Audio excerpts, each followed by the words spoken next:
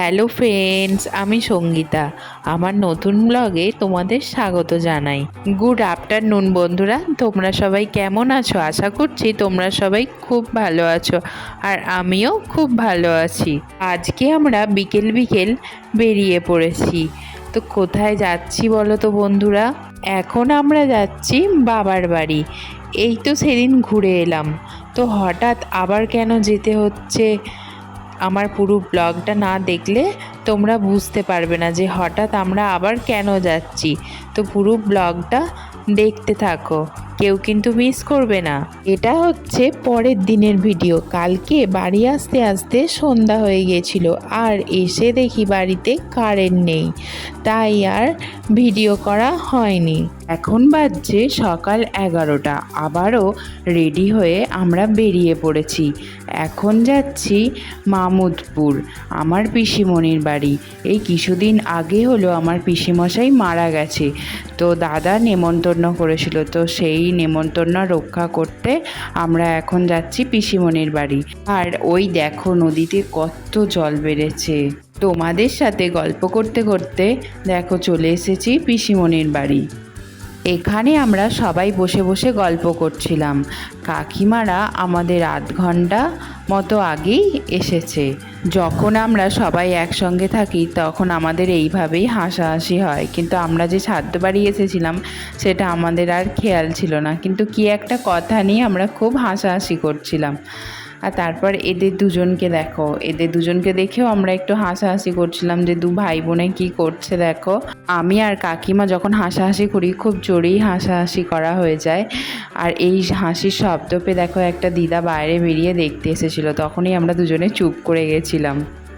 এই যে এটা হচ্ছে আমার পিসিমশাই। এই মানুষটাকে কদিন আগেই দেখতে এসেছিলাম, কত কথা বলছিল, আর তারপরই শুনছি যে এরকম একটা ঘটনা ঘটে গেছে। কেন যে মানুষগুলো এইভাবে ছেড়ে চলে যায় বুঝতে পারি না। পৃথিবীতে যদি এরকম নিয়ম হতো যে সবাই বেশ একসাথে বেঁচে থাকবে, আনন্দ করবে, এরকম চলে যাওয়ার ব্যাপারটা যদি না থাকতো আমার মনে হয় খুব ভালো হতো।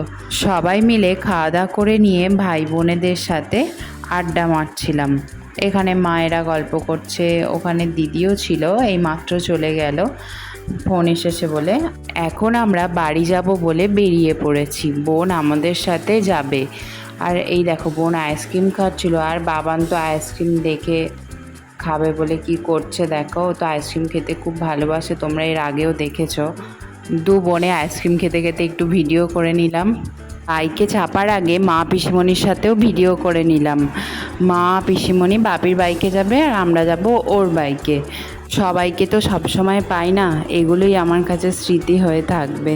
এই তো এলাম বাইকে করে বাড়ি, আবার টোটো করে এখন কোথায় যাচ্ছি? এই দেখো ভাই আর বোনেরা তুলে দিতে এসেছিলো, এখন বাড়ি চলে যাচ্ছে। আর আমরা টোটো করে এখন কোথায় যাচ্ছি বলো তো? এখন যাচ্ছি বৌদির বাপের বাড়ি। আমি বৌদিকে পারো বলে রাখি, ও তো আমার থেকে অনেকটা ছোট, কিন্তু আমি ওকে একদিন বৌদি বলে রেখেছিলাম। ও বলেছে না দিদিভাই তুমি আমাকে পারো বলেই ডেকো। আমি বলেছি আচ্ছা ঠিক আছে, তো সেই থেকে আমি ওকে পারো বলে রাখি। অনেকেই বলেছে দাদার বউ হয় বৌদি বলে রাখবি, সম্মানে তো বড়, সবই ঠিক আছে, কিন্তু ও আমাকে নিজেই বলেছে যে তুমি দিদিভাই পারো বলে রাখবে, বৌদি বলে আমার কীরকম লাগে। তো কি করব, ওর যেটা ভালো লাগে সেটাই না রাখবো, তার জন্যই ওকে আমি পারো বলে রাখি। পারো 15 দিন আগে বাপের বাড়ি গিয়েছিল ঘুরতে, আর নদীতে এত জল বেড়ে গেছে তো নৌকা বন্ধ হয়ে গেছে, তার জন্য পারো আর আসতে পারেনি। নাহলে ওর সাথে আমার দেখা হয়ে যেত। ও বলছে দিদিভাই তুমি আমার সাথে দেখা না করেই চলে যাবে, তো তার জন্যই কি করব, ওর সাথে আমরা দেখা করতে যাচ্ছি। এখন আমাদের কাঙারিয়া বীচ দিয়ে ঘুরে ঘুরে যেতে হবে, অনেকটাই যেতে হবে, 1 ঘন্টার রাস্তা টোটো করে যেহেতু। আর এদিকে দেখো নদীর জলটা কতটা রাস্তার গায়ে চলে এসেছে, আর কিছু জমিও এখানে ডুবে গেছে।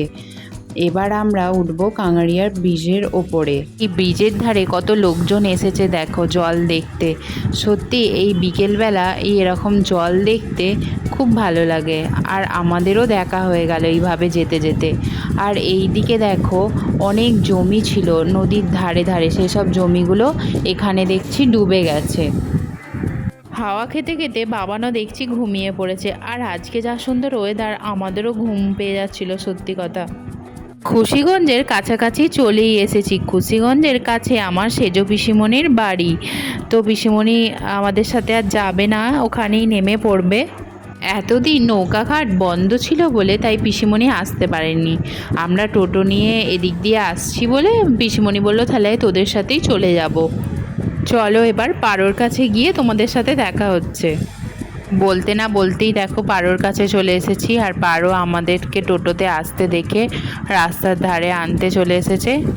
চলো এবার পাড়োর বাড়ির দিকে যাওয়া যাক। কিছুক্ষণ আগে বাবান মাইনা মাইনা করছিল, আর পাড়োর বাড়ির কাছে আসতে না আসতেই বাবান ঘুমিয়ে পড়েছে। এখানে পাড়ো, আমি, মা আর হচ্ছে আমার বর এখানে বসে বসে আমরা সবাই মিলে গল্প করছিলাম।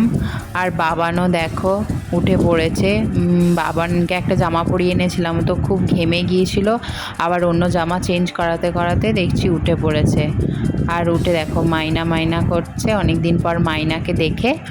আর এখন দুটো হাতে দুটো বিস্কুট নিয়ে খাচ্ছে।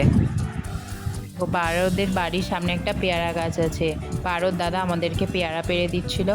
আর এ পাশে দেখো একটা বাতাবি লেবুরও গাছ আছে, কত বাতাবি লেবু ধরেছে। তো তখন সন্ধ্যা হয়ে গিয়েছিল, তাই আর ভালোভাবে ভিডিও করতে পারিনি। এই যে ইনি হচ্ছেন পারদ জেঠু। তো পারদ জেঠু আমাদের সাথে দেখা করতে এসেছিল, ওখানে এখনও মা দাঁড়িয়ে কথা বলছে। তো এখন আমরা যাচ্ছি হচ্ছে পারদের পুরনো বাড়িতে, মানে ওই জেঠুদের বাড়িতে আর কি।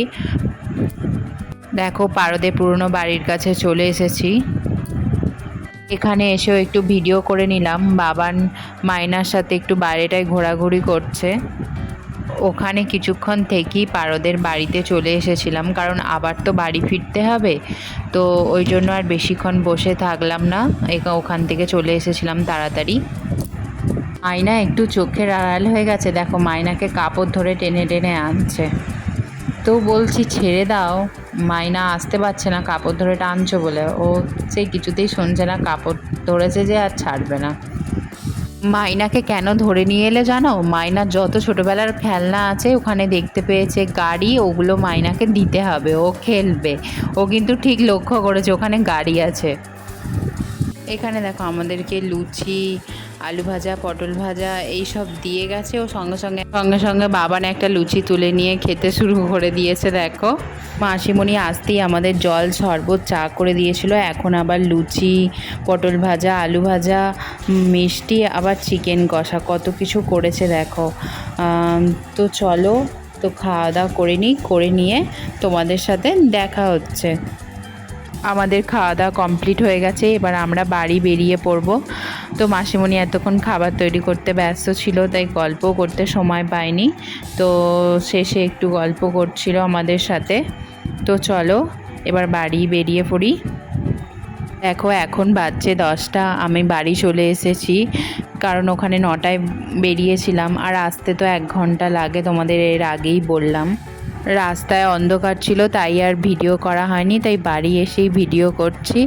তো চলো বন্ধুরা, আজকের মতো ভিডিও আমার এই পর্যন্তই। তোমাদের যদি ভিডিওটি ভালো লেগে থাকে প্লিজ লাইক, কমেন্ট, শেয়ার ও সাবস্ক্রাইব করে চ্যানেলটির পাশে থেকো। চলো টাটা, বাই। আবার তোমাদের সাথে নেক্সট ব্লগে দেখা হচ্ছে।